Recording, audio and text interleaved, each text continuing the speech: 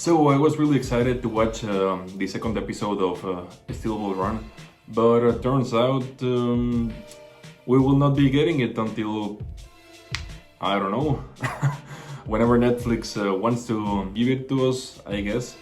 And yeah, I really just felt like watching more JoJo's, and I found out there was this spin-off of Rohan Kishibe.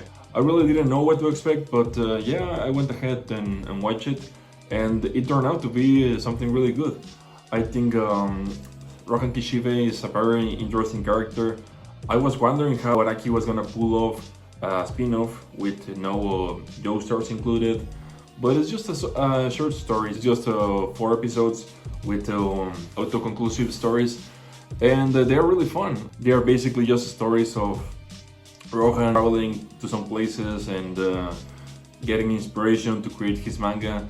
And I think it does a really good job on giving more depth to the character. I always thought he was an interesting character.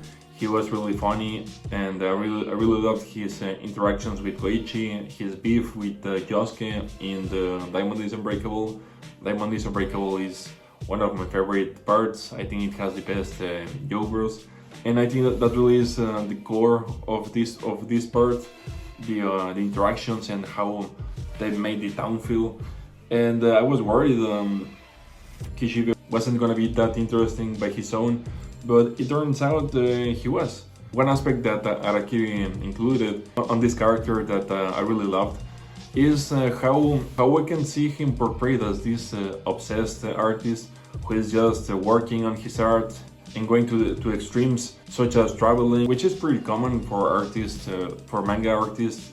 I mean, Araki has done it itself, but it's just dedication. It's just his dedication portrayed, as well as pretending to be a priest or going broke just for buying a mountain, just for his art.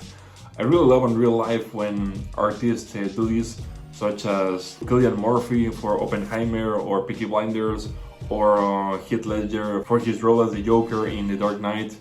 And it's really cool to see it portrayed on a character here in this manga.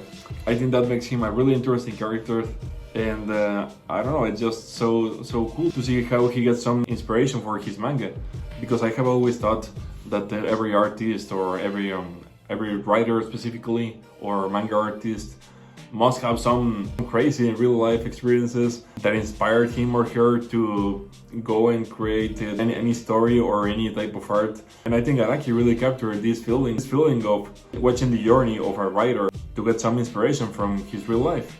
I really recommend it, especially if you're a part of the JoJo fandom and got heartbroken for the recent news. But yeah, I think it's really good. I hope they animate more chapters of this spin-off.